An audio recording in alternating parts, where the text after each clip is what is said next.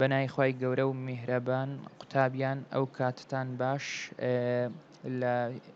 یەکەم ڤیددیۆ دەربارەی CCNA کە ئەوەی کە داخڵە ئەم لێکچەرەیە ئێستا لە بۆتان شەڕحەکەم و ئینشاءله تێ ئەگەین و بە هیوای سەرکەوتن بە دەست بە باوتکان Introduction to Computer Network ئەوەی خوێندتانە لە CCNA ئەم لێکچەرەیە کە 57 سڵای دەلێرانە بە کورتی باسیەکەین. What is a computer network؟ کۆمپیوتەر نیتۆڕک چیە؟ کۆمپیوتەر نیتۆڕک هەر ئەگەر بین لەسەر ئەم وێنەیە سیرکەم بریتە لە کۆمەڵە کۆمپیوتەرێک کە سیستەمێک لە نێواندیانە هەیە ئەم سیستەمە کە پێگوترێت سێڤەر یان ئۆپەرەیتد سیستەم یان هەر شتێک کە کۆمەڵە کۆمپیوتەرێک پێکەوە ببەستێتەوە و بتوانێت کە ئەم کۆمپیوتەرانە هەمووی لە بینی یەکە کە زانیاری و ئینفۆرمیشن بڵاو بکەنەوە و پێناسە ئەکادیمەیە کە لێرنرا وارێ ئە کۆمپیوتەر نیتۆرک ئیز ئە سیستەم بریتە لە سیستەمەکی نیتۆڕکی نیتۆڕک باسمان کرد کە بریتە لە تۆڕ بریتە لە سیستەمەکی تۆڕ کە کۆمپیوتەریە ئینویچ multiple computers پێک دێ لە چەند کۆمپیوتەرێک are connected کە پێکەوە لیکاونە to each other بۆ ئەوەی شێری زانیاریەکان و سەرچاوەکان بکەن لە بینی یەکدی یعنی چۆن یعنی تۆ کۆمەڵە کۆمپیوتەرێک هەبێت کۆمپیوتەرێک بکەیتە سێڤەر و زانیاریەکان شێر بکەیت لە بینی کۆمپیوتەرەکانە ئێستا بۆ من لە بینایەک لە کۆمپانیایەک لە شەریکە ئێمە سێڤەرمان هەیە کە هەر ژوورێک ئەبینی کۆمپیوتەرێکی لێ پرینتەری لێە هەر ئامێرێکی ئەلکترۆنیکە ڕەبتی ئینتەرنێت بووە لەگەڵ ئەم سیستەمەیە لەگەڵ ئەم نیتۆڕک سیستەمەیە کۆنێکشن بووە ئەمە پێگوترێ کۆمپیوتەر نیتۆڕک. کۆمپیوتەر نیتۆڕک فۆڵۆی چەند شتێکێکە یەکێک لەوانە فیل شێرینگ فیل شێرینگ چیە تۆ لە سێڤەر چەند فۆڵدەرێک یان فیلێک شێرکەی لە بینی کۆمپیوتەرەکانە ئەوە پێگوترێ فیل شێرینگ پێناسەکەشی بەوشە نیتۆڕک of the computer help the network user to share data file واتە سوود لە نیتۆڕک کۆمپیوتەر وەرەگرین بۆ ئەوەی کە فیلەکان شێر بکەین لە بینی یوزەرەکان چوە هەر کۆمپیوتەرێک یوزەرێکی خۆی هەیە. هاردوێر شێرینگ یوکان هاردوێر شێرینگ ئەوە چییە؟ تۆ پرینتەرێکت هەیە بە چەند کۆمپیوتەرێکت هەیە ئەتەوێ لەڕێی ئەو کۆمپیوتەرەی وە ئەو کۆمەڵە کۆمپیوتەرە تەنها لەگەڵ یەک پرینتەر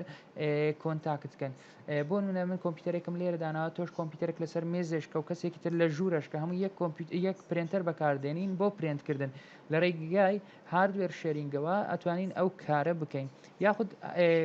پرینتەر بێت هەر شتێکی تر بێت کە یان سکانەر بێ هەر شتێک هەر دیڤایزێک یان پەنجەمۆر بێ هەر شتێک یان کامێراش ئەتوانین ئەم کارێکن کامیراک لە چەند کۆمپیوتەرێک سەیری بکە بە شێوەیەکی ڕاستەخۆ وابزانم زۆر پێویست ناکە منیش پرسیارەکان بەو شێوە نایمەوە کە داقیق لە بۆم بنووسن یان زیاتر بە هەڵبژاردن دینمەوە یان ڕسمێکتانە دەمێرێم ئەمە چی یان ئەڵم زۆرەکانی بژمێرن مانای زۆر شەرحیان زۆر کەم دێنمەوە. ئەپلیکیشن شێرینگ ئەوێت تۆ ئەپلیکیشنێک دروستکەیت لە بینی کۆمپیوتەر و یوزەرەکانە شێرکە لە بینی کلاینتەکانەوە پێگوتری ئەپلیکیشن یوزەر کۆمنیکیشن هەر کلاینتێک لەم سیستەمی نیتۆرک ئەپلیکیشن ئەوەی کۆمپیوتەر نیتۆرکە یوزەرێکی هەیە ئەو یوزەران ناتوانن لە بینی یەکدیە کۆمنیکیشن کەن لە ڕێگای چی لە ڕێگای ئیمێڵەوە لە ڕێگای ڤیددیۆوە لە ڕێگای میتینگی گروپێک دروستکەیت و میتینگ بکەیت ئەوە پێگوترێ یوزەر کۆمنیکیشن زۆر بە قورسی وەری مەگرین ئینشاڵڵا ئاسان نیتۆڕکینگ گەیمینگ چێت تۆ کۆمەڵە کەسێک پێکەوە گەیم کەن ڤۆیس ئۆڤەر IP ئەوە شتێکی زۆر باوە لە ناو سێڤەرە لە ناو نیتۆڕکا بەعام بریتە لە قسەکردن لە ڕێگای آیپیەوە وەکو تەلەفۆن ئێستا ئێمە لەم ژوورە تەلەفۆنێکمان هەبێت لە ژوورێکە تەلەفۆنێکی ترمان هەبێ بۆ منە لە بینایەکە لە ڕێگای سێڤەرێکەوە سیستەمەکی تەلەفۆنی دابنێ ئەو پێگوترێ ڤۆیس ئۆڤەر IP ئەوە زیاتر لە بۆ ئەم کارە بەکاردێ دێنە سەر جۆرەکانی نیتۆڕینگ کۆمپیوتەر یەکەم یان لۆکاڵ ئێریا نیتۆڕکە لۆکاڵی یان ناوخۆیی ئێریا یعنی ڕووبەر نیتۆڕک یعنی تۆڕەکی لۆکاڵی ناوخۆیی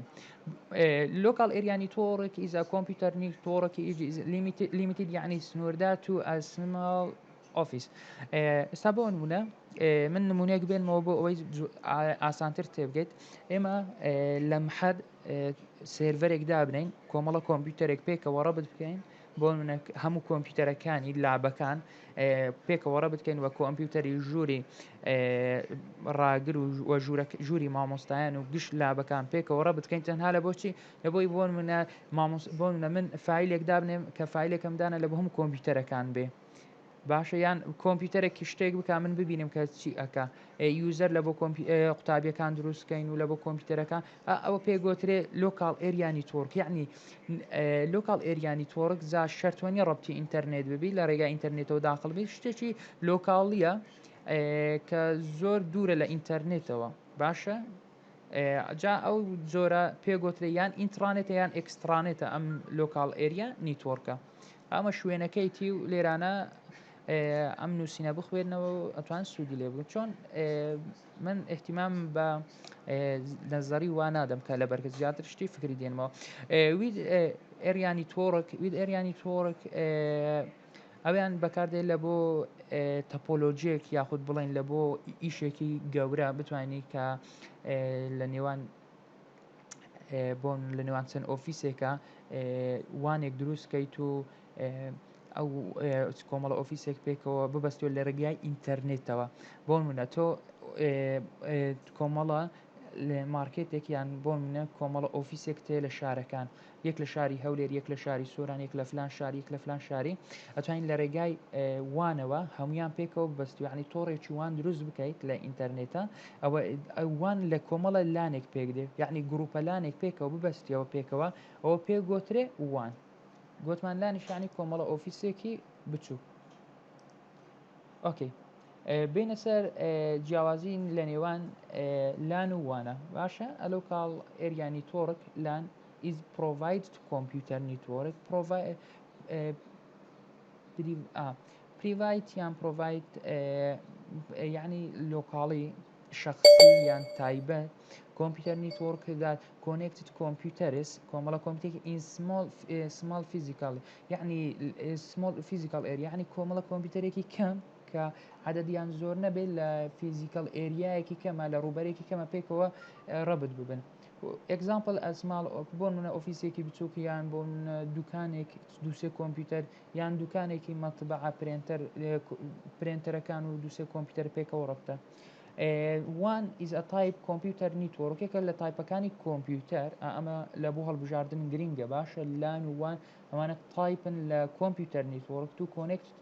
office which area located باشە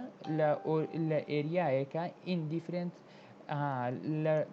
چەند شوێنێکی جیاوازە مانای گرافی ئەو بۆ منە هەم لە ڕووی جوگرافیاوە لێک دوورن و هەم لە ڕووی فیزیکەڵیشەوە لەوانی لێک دوور یعنی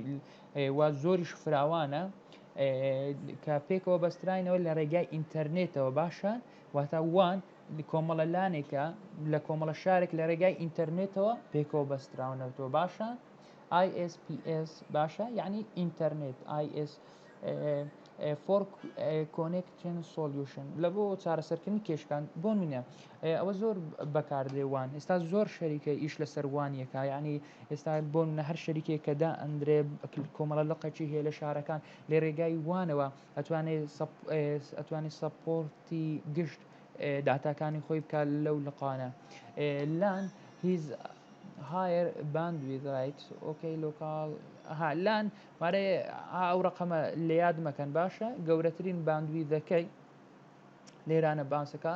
ڕان ئۆف دە باندویت ئۆف دە 100 مێگابایت واتە توانێت ڕەنی کەین لەسەر 100 مێگابایتە 1 گیگایە باشە تاکو 10 گیگا بیتس ئەوەکو لۆکاڵیەکەی باشە ئەو جیاوازیەوە گرینگە ئەو ڕقەمە باشە 100 مێگابایت تاوەکو 10 گێگا has lower bandwidth بچووکترین باندویت ریسێت کۆمپارێتیش لۆکال ئێریانی تۆ نیتۆڕک کەرەوێر نیتۆڕک ڕانس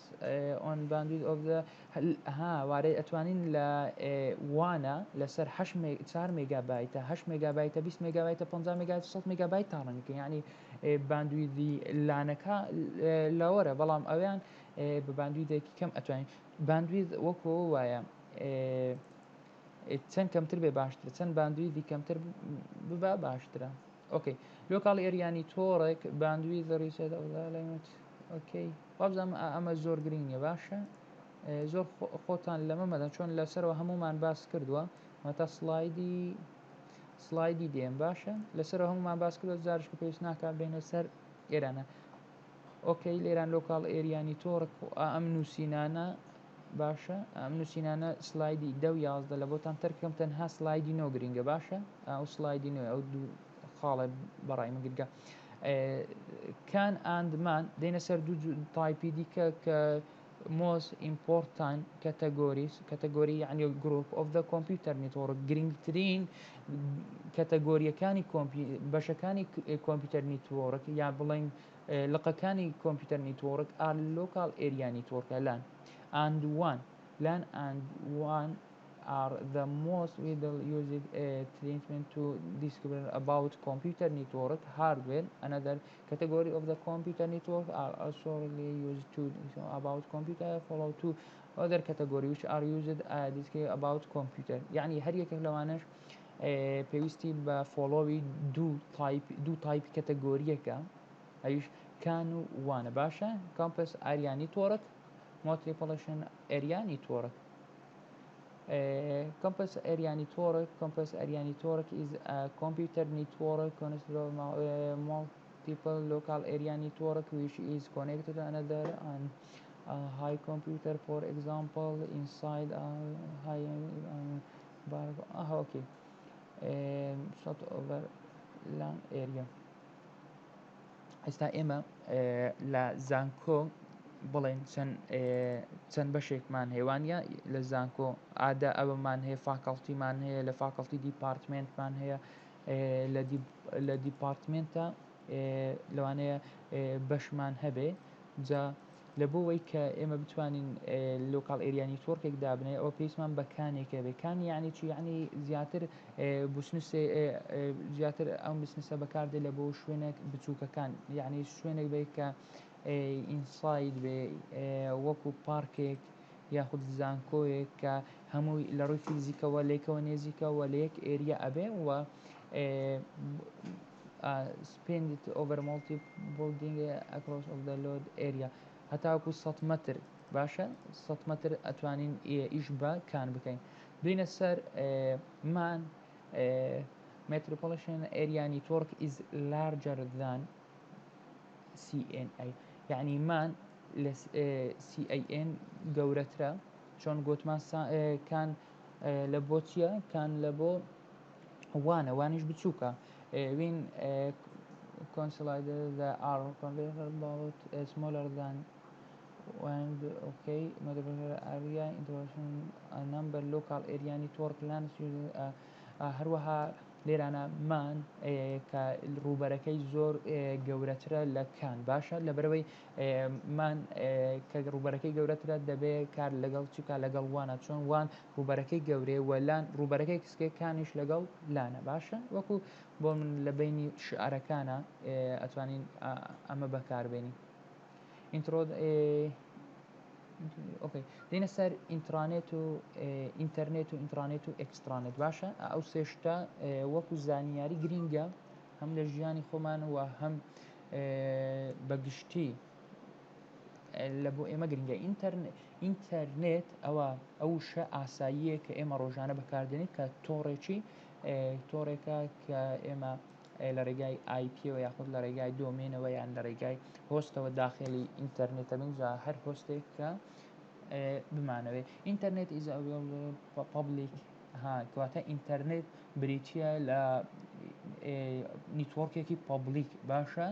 ئەکسێبل کۆمپیوتەر نیتوۆرک پابلیک یعنی گشتی یعنی هەموو کەسێک ئەتوانێت داخلی ببێ و ببێ سانسۆر و ببێ هیچ کێشەیەک دواتە من بتوانم داخلی ببم ئەگەر هاتوو IP ئینتەرنێتیشم هەبێ یاخود نەبێ دواتر دێنە سەر پابلیک IP ئەگەر پابلیک IPمان هەبێ و نەبێ ئەتوانین داخلی ئەو ئینتەرنێتە بین دات یوزینگ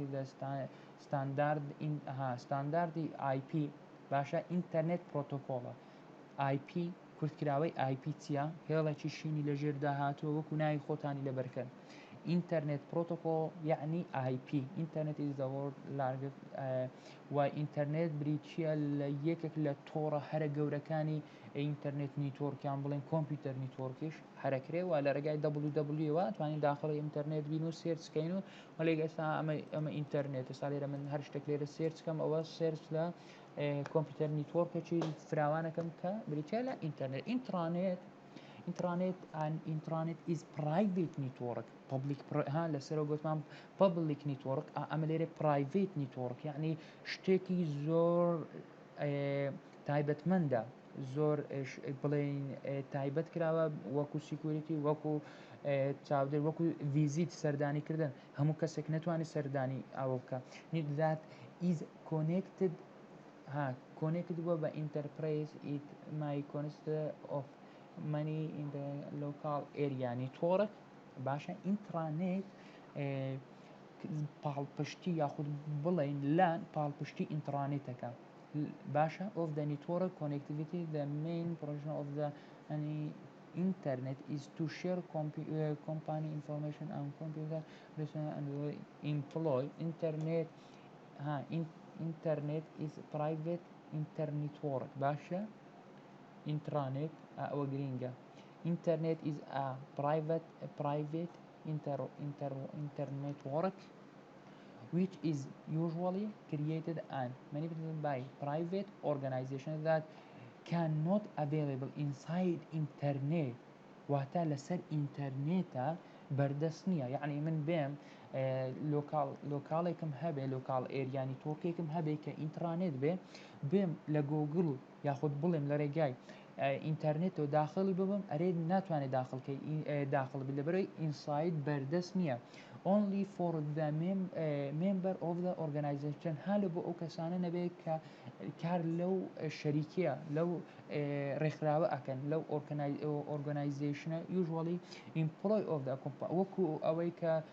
کارمەندێک یان ئیمپلۆیەک لە کۆمپانیا ئەتوانێت سەردانی کە تەنها ئەوانە واتە زۆر پرایڤێتە هەموو کەسێک نێتوانێت سەردانی بکە و لەسەر ئینتەرنێت بەردەست نیە تەنها ئەوانە سەردانی ئینتەرنێت وانە بوو هەر شتێک لە ئینتەرنێت دانەی بەردەستە بەڵام ئینترانێت هەر شتێک لە ئینترانێت دانی بەردەست نیە تەنها ئەو کەسانە ئەتوانن سەردانی بکەن کە کارمەند بن لەو شەریکەیە واتە چی واتە کلاینت بن لەو کۆمپیوتەر نیتۆرکەیە ئێکسترانێت An extra can be viewed as part of the company's internet. أتواني سيري كاين داخلي internet that is extended to user outside the company like supplier vendor party counter of the business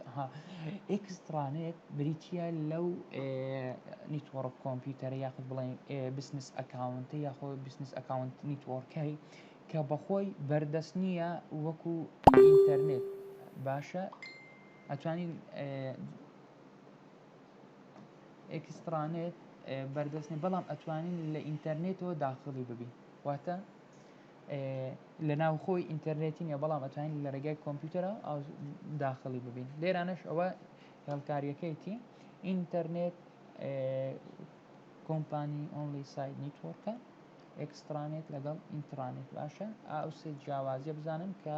جیاوازیان چیە یاخود بەس ناوەکانی بزانن گوتن تایپەکانی لێرەها دێنەسەر جیاوە ئینتەرنێت ئینترانێت ئێکسترانێت ئەویان گوتمان گشتیە پابلیکە ئەویان پرایڤێتە کە زۆر ئەوەیە کە تایبەتمەندە خەڵک نەتوانێت سەردانی بکە و زۆر سکوریتیەکەی بەهێزە و تەنها ئەو کەسانە ئەتوانن کاری پێ بکەن کە ئیمپلۆی بن لەو شەریکە بەڵام ئێکسترانێت لە نێوان ئینتەرنێت و ئینترانێتە هەر بەخۆی لە وێنەکەش ڕادیارە واتە کەمێک زۆر پۆبلیک نیە وەکو ئینتەرنێت و زۆریش پرایڤێت نیە وەکو ئێکسترانێت ئەتوانین لە ڕێگای ئینتەرنێتەوە داخڵ بین بەڵام تەنها و ئەتوانین خۆشمان داخل ئینتەرنێت بین بەڵام بە شێوەی فلتەرینگەوە بە شێوەی سانسۆرەوە لێرانەش لێرە چەند range of the responsibility of the network energy my income لێرە چەند شتێکی هیناوە ئەوەش گرینگە پێر تو پێر نیتۆرک پێر تو پێر نیتۆرک چیا بریتیە لە کە دوو کۆمپیوتەرت هەبێ ڕاستەوخۆ لە ڕێگای کێبڵەوە بیبەستیەوە ئەوەش زۆر ئاسانە کە بیبەستی و سا بۆ نمونە من کۆمپیوتەرێکم هەیە آیپیەکە دەمێ 1992 16 صفر یەک ئەتوانم ئەوەل دامەی خۆ سفڕیەک ئەتوانم لە ڕێگای کێبڵەوە لە کێبڵ باشە لە ڕێگای فیشەی ئارجێ وە ئیتەرنێت کۆمپیوتەرەکە بێنم ئیتەرنێت کێبڵ ئیتەرنێتی لێ بدەم کە ئارجەکەی بێخمە سەرێ ئەتوانم آیپی 1992 دوی لێ بدەم ئەم دوو کۆمپیوتەرە لەبەرەی هەردووچیان لەسەر یەک نیتۆرکن هەردووچیان لەسەر نیتۆرکی سەفرن ئەویان سفر یەکە ئەویان سفر دووە ئەتوانن پێکەوە پینکەن دێنە سەر لێرانە پێرت و پێرت هاسیرکە ئەمەیان پێرت و پێر نیتۆرە بوو وەکەی لێرانە ئێستانێکە limited of the number of the computer is a peer-to-peer network هێرشتوان لە ڕێگای سویچێکەوە peer-to-peer بکەین سویچێک دابنێن چەند کۆمپیوتەرێک لەسەر هەمان نیتۆرک دابنێن لەسەر هەمان IP کە وەکو peer-to-peer بێ واشتوانین بەبێ سویچ ئەم peer-to-peer بکەین client server network چیە client server what is a client a computer which is speaking client ئێستامە دووشتمان هەیە client سێرڤەرمان هەیە و کلاینت کۆمپیوتەرمان هەیە و ئەتوانین بڵێن کلاینت یوزەریشمان هەیە The client server computer model modelەکە is made up of the client computers and server computers. Now we need to understand that term client and server. Client computer بڵێن بریتە لەو کۆمپیوتەرەی کە ئەبێتە client لەگەڵ سێرڤەر ئێستا هەر کۆمپیوتەرێک ئەگەر من سێرڤەر لێرە دابنێم لەم ئەمیان سێرڤەرەکە بە هەر یەکە لەم کۆمپیوتەرانە بێتە کلاینتێکی ئەو سێرڤەرەی کە هەیە مەتاریەکە بێتە کلاینتێک لە بۆ وەرگرتنی زانیاریەکەنجا لێرە ئەرێ computer which is speaking any resource from another computer is a client computer ئەتوانین قسە بکە لەگەڵ you can think ئەتوانین بیر بکاتەوە a client as a computer in your network يعني where a network user is different from okay file server browse هەر کلاینتێکیش ئەتوانێت هەموو شتەکانی ئەو فیلانەی کە شێر کراون لەگەڵی لە سێرڤەرەواتە من فیلێک لە سێرڤەر دابنێم یان ئەپلیکیشنێک هەر شتێک کە شێرم کرد ئەتوانم لە کلاینت ئەو کۆمپیوتەرێک کە بۆتە کلاینت ئەتوانم سێری بکەم what is a server is a computer big باشە کۆمپیوتەرێکی گەورەیە وەکو قەبارە باشە ئەتوانرێت کۆمەڵە یوزەرێک سپۆرتی کۆمەڵە یوزەرێکەکە کە پێکەوە کار لەسەر ئەو کۆمپیوتەرێکە ئەتوانێت کۆمەڵە کۆمپیوتەرێکی تر بێنی بکەیتە کلاینت لە بۆ ئەو کۆمپیوتەرە بەتە کۆمەڵە کۆمپیوتەرێکی یوزەرێک دینن ئەو کۆمەڵە یوزەرانە پێکەوە کار لەسەر ئەو کۆمپیوتەرەکەن ئەوە پێگوترێت سێرڤەر ئەوە مانە گشتەکەی مانە ئەکادی زانستیەکەی بەورترە لێرە باسەکە if a computer has a resource ئەو کۆمپیوتەری کە بیکەینە سەرچاوە باشە بتوانرێت ببیتە سەرچاوە شتی لێوەربگیرێ which a server to another computer کە ئەوە جۆرێکە لە کۆمپیوتەر ئیدە سێرڤەر کۆمپیوتەر پێگوترێ سێرڤەر کۆمپیوتەر هەر کۆمپیوتەرێک سەلوانی کۆمپیوتەری من توانایی هەبی یان دەبێت کۆمپیوتەرێکی هاردەکی گەورە بێ و پرۆسێسەکی گەورەی هەبێ و ڕامەکی گەورەی هەبێ بیکەینە سێرڤەر کە کۆمەڵە کلاینتێکی لێ دروست بکەین لەگەڵ کۆمەڵە یوزەرێک کۆمەڵە فیل و شتێکی لەسەرداوین هەموو ئەو کۆمپیوتەرانە کار لەسەر فیلەکانی ئەو کۆمپیوتەرە بکەین کە بۆتە سێرڤەر ناویلێنێ و ئەو سێرڤەرە ڕێگەت ئادا بەو کۆمپیوتەرانە ئایا دەستکاری ئەتوانێت ئیش لەسەر ئەو فیلانەکەن یاخودنا باشە the client is stability connected to هەر کلاینتێک کە هەمانە کۆنێکتە لەگەڵ سێرڤەر بۆ سێرڤەر ئەکسزی دایتێ لە بۆ ئینستۆڵکردنی فیلەکان و واتە ڕید و ڕایتی هەموو فیل و ئەپلیکیشن و شتێک بکە ئەگەر بێت و بیدەینێ این client server network high and server واتە بەحقەتەن من کۆمپیوتەرێک بێنم لای خۆم بیکەمە سێرڤەر کەکرمە سێرڤەر کۆمەڵە کۆمپیوتەرێکی تر پێکەوە ڕەبت بکەم کە پێکەوەم ڕەبت کرد ئەو کۆمپیوتەر پێگوترێ سێرڤەر ئەوەی کۆمپیوتەرەکانی دیکە کە پێکەوە ڕەبتن پێگوترێ کلاینت جا لەبەرەوەی من لە سەرتاوە لەگەڵتان نەبووم ئەگەرنا ئەم شتانە هەموو پێویست بوو بە عەمەلی بکرێ ساوەکو زانیاری پێویستە وەری بگرن و ئینشاءالله لە ساڵەکانی داهاتوو هەمووی بە عەمەلی ئەگەر من لەگەڵتان بەردەوام یان هەر مامۆستایەکی تر ئینشاءالله هەموو ئەوانە ئەکەین ئێستا نمونە ئەو فایل سێرڤەرمان هەیە باشە دیستۆری سێرڤەریشمان هەیە لێرە سا بۆ من ئەم کۆمپیوتەرە بکێ فایل سێرڤەر یان بکەیە سێرڤەر هەر یوزەرێکی تر لێران ئەبێتە کلاین سێرڤەر لە ڕێگای نیتۆرک سویچێکەوە IP ئەدەیتە ئەو کۆمپیوتەرانە کە ئێستا ئەم پرینتەرش وەکو کلاینت سەیرەکرێ وەکو هاردوێر نیتۆرک باشە هاردوێر نیتۆرک دیڤایس سەیرەکرێ بیرتان نەچێ ئەمەش ئەم وێنانە گرینگن ئەگەر هاتو پرسیارم کرد ئەم کلاینتە داتا لەکوێ وەرەگریت داتا لە فیل سێرڤەرەوە ئایا ئەتوانم کۆمپیوتەران ئەگەر هاتو ڕێگەم پێدا ئەتوانین لەگەڵ ئەم پرینتەرە بەکاربێن دەبێت بتوانین بەکاربێنین باشە فیل سێرڤەر چییە و پرینتەر و میل سێرڤەر فیل سێرڤەر ئەبێ کە تو سێرڤەرێک بێنی کۆمەڵە فیلێکی لەسەردا بنیت و ئەو پێگوترێ فیل سێرڤەر یاخود کۆمپیوتەرێک بێنی بیکەیتە سێرڤەر کۆمەڵە فیلێکی لە ناودابنێ ئەو فیلانە شێر بکەی و ئیشی تریشی لەگەڵ کە هەر پێگوترێ فیل سێرڤەر و لەبەرچی ئەمە کۆمپیوتەرێکەکەینە فیل سێرڤەر لەبەرەوەی ئێمە ئەگەر بێت و ئیش لەسەر یەک داتا بکەین لەسەر یەک ئێستا ئێمە ئیش لەسەر وۆردێک بکەین گشتمان یەک وۆرد بۆ منە تۆ لە لاپەڕەیەکە تا دەعاید ببینە فەرق لە لاپەڕە 20 تا 30 یەک لە 40 تا 50 بمانەوێ بە شێوەیەکی ئۆنلاین ڕاستە و خۆ ئیش لەسەر ئەو وەرد هەر یەکە و ئیش لە بەشی خۆی بکە ئەوە پێویستمان بە سێرڤەرێکە هەتا هەموو ئەو یوزەرانەی کە هەمانە کۆ بکەینەوە کە کۆمان کردەوە هەمووی بە شێوەی ڕاستە و خۆ لێرانەوە ئیشی لەسەر بکەین پرینتەر سێرڤەر چیە پرینتەر سێرڤەر بچێ لەو پرینتەرێک کە ئەتواندرێت کلاینتەکان جۆپی بکەن ئیشی لەسەر بکەن لەو کاتێکی ئانەوێ بۆ من لێرە یەک پرینتەر هەیە لەم ژوورێکە من لێمە من فیلێکە شتێکەمەوێ پرینتکەم یەک پرینتەریشمان لایە من پرینتەکەم نەفەری بەرامبەریش ئەوێ پرینتکە ئەویش پرینتێک نەفرێکی تر هەیە ئەوێ پرینتکە ئیش پرینتەکە لە ڕێگای چەوە هەمووی لە ڕێگای ئەم پرینتەر سێرڤەرەکە ئەمەش لە ڕێگای IP ئەپلیکیشن سێرڤەر چیە بۆ منە تۆ ئەچێ مارکێتێک کە سیستەمێکی کاشێریان هەیە ئەپلیکیشنێکی کاشێریان هەیە هەستاینەسییان کردی ئەپلیکیشنەکەیان لەسەر سێرڤەری دانایە باشە لەوانەیە کۆمەڵە مارکێتێک لەوانەیە 100 مارکت 200 مارکێتیان هەبێ باشە هەموو ئەو مارکتان ئیش تەنها لەسەر یەک ئەپلیکیشنەکەن هەموو کۆمپیوتەرەکانیان مانەی هەمووی بێک بەڕاستە خۆ ئیش لەسەر یەک کۆمپیوتەر و یەک داتایەکەن بەس هەر کۆمپیوتەرێک کە ئیش لەسەرگا بە شێوێکی بە ئەپلیکیشنەکەی وەرگرتوتەوە باشە وەکو کلاینت ئیش لەسەر ئەو ینی ئەو ئەپلیکیشنە سێرڤەرێکە کە زیاتر لە 100 نەفەر 200 لەوانێک گاتە 1000 نەفەر ئیشی لەسەر بکە لە ڕێگاچەوە لە ڕێگای ئەپلیکیشن سێرڤەراتە ئەپلیکیشنەکە لەسەر سێرڤەردانراوە جا ئینگلیزیە زۆرەی پێناوێ باشە ئەگەر بۆت application server is an application to a shared between a client of running and read and write and access connection and network هەرچەند من پێناسەوشت ئەوانە هەموو یەکەمە هەڵبژاردن ئەگەرمە یان ژماردن یان هەڵبژاردن باشە داتابیس سێرڤەر چ داتابیس سێرڤەر داتابیزێکە کە لەگەڵ ئەپلیکیشنەکە هەیە لەگەڵ ئەپلیکیشنێکەش نەبێ کە ئەو بۆ منە لەسەر سێرڤەردا ئەنیت کە بۆ منە SQL سێرڤەرە داتابیزەکەت مای SQL ئۆراکڵە هەر شتێکی ترە کە لەسەر سێرڤەردانا هەموو کلاینتەکان ئەتوانی لەسەردانی دیسترۆی سێرڤەر ئەوەش سێرڤەرێکە کە ئەتوانین ئیشی یوزەرات و مەنیجمنت و زیاتر ئیشی سیکوریتی و ئەوشتان یعنی چی دیسترۆی سێرڤەر واتە بە کورتی لێرە پێتان بڵێم معنی سێرڤەری دۆمین سێرڤەر باشە DHCP کە دێنە سەر DHCP و ئەوشتانە لە ناو سێرڤەرە جا ئێمە دۆمین گروپ پۆلیسمان هەیە و ها لێرە سیکوریتی و ئۆتروکیشن یان میدڵوێر و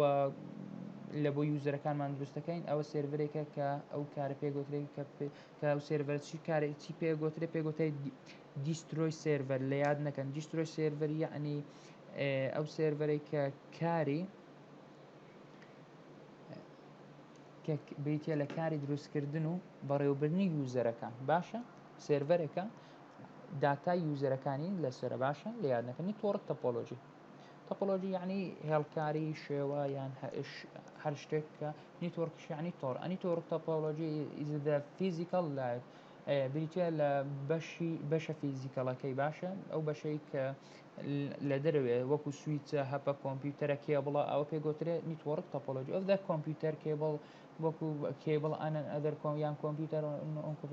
دار ئەڕئین نمبەر ئۆف دە دیفاین نیتۆڕک تەپۆلۆژی ئەن کۆمەڵە تەپۆلۆژیەکمان هەیە لێرانە دێنە سەر باز تەپۆلۆژی ستار تەپۆلۆژی مێش تەپۆلۆژی ڕاین تەپۆلۆژی هایبەر تەپۆلۆژی ئان وایرلێس تەپۆلۆژی باشە ئەم کۆمەڵە تەپۆلۆژیانە بزان وەکو وێنە سیرکە بەس باز تەپۆلۆژی عددەکە وێنە بەس ئەو دوانە وەکو من لە بۆ من گرینگە باشە لەبەرەوەی باس تۆپۆلۆژی هەر لە وێنەکە یارا دیارە هەمووی لەسەر یەک باز یعنی هێڵێکی ڕاست باشە باز یان بەفەر بە هەردووکمانادێ هەم باز هەم بەفەر یعنی یەک هێڵ هەموو کۆمپیوتەرەکان لەسەر ئەو هێڵە کارەکەن باشە ئەو پێگوترێت باس تۆپۆلۆژی وەکو ئەوەکەی باس تۆپۆلۆژی سێرکەم کێوڵێکمان هەیە وەکو چی ئێستانێکە وەکو ئێستانێک ئێمە تینێتمان هەیە لە سووران تینێت هەیە کە ڤایبەر ئۆپتیکە هەمووی لەسەر یەک کێبڵە هێڵەکانی لێ وەرەگیری ئەوە پێگوترێت باس تۆپۆلۆژی ئەدڤانس باس EC2 کۆنێکتە کۆمپیوتەر زۆر ئاسانە لە بۆ کۆمپیوتەر و ریکوایرە لەیس کێبڵ ئەوە توانین بۆ کێبڵ لەیس کێبڵ لەنگزدات ئەستارت وڵی ئەوانە گرنگن وەکو تێگەیشتن و زانین بەس لە بۆتان قورسە بێ با زۆر داخڵ نەبێ باشە مێش تۆپۆلۆژی چیە مێش تۆپۆلۆژی ئەوەیە کە ئەوە سیکە ئەوانە لەو حاڵەتێک کە بەبێ بەکارهێنانی هاردوێرەکانە وەکو ڕاوتەر و سویچ و هەپ و ئەو شتانە باشە مێش تۆپۆلۆژی تۆپۆلۆژیەکە بۆ منە سێ کۆمپیوتەرت هەیە ئەو دوو کۆمپیوتەرە لەگەڵ ئەو دوو کۆمپیوتەری ئەولای ئەو دوو کۆمپیوتەریت لەگەڵ کۆمپیوتەری ئەولای ئەو دوو کۆمپیوتەریت لەگەڵ ئەو پێگوترێ مێش تۆپۆلۆژی هەرچەند تۆپۆلۆژیەکی زۆر ئاڵۆزە جا ئەگەر ئەوە بە کێبڵ بێ هەر زۆر مشکل ئەگەر وایە لێز بێ کەمێک ئاسانترە باشە ڕنگ تۆپۆلۆژی بازنەیەەکە بازنەیەکی خڕات کۆمپیوتەرەکان تێیدا کۆنێکت بووینە بە شێوەی فیزیکاڵی هایبەر تۆپۆلۆژی چیە سویچێکە وەکو باس تۆپۆلۆژیەکەیە باشە بەڵام سویچ لەگەڵ بەکار هاتووە ڕێک باس تۆپۆلۆژیە بەڵام سویچی چیا بەکار هاتووە ستار تۆپۆلۆژی چیە هەری ئەم بەشیان سویچێکە یەک سویچە کۆمەڵە کۆمپیوتەرێکی پێکەوە ڕەبتیان کۆمەڵە دیڤایزێک وە باشە لە ڕێگای ئیسەرنێت ئارجەوە کێبڵی ئارجێ ئەو پێگوترێ ستار تۆپۆلۆژی باش و لانی باش خراپیە لێرانە تۆپۆلۆژی پێویستی بە کۆمەڵە شتێکە بۆ لێر نووسیمانی باشە کێبڵ تایپ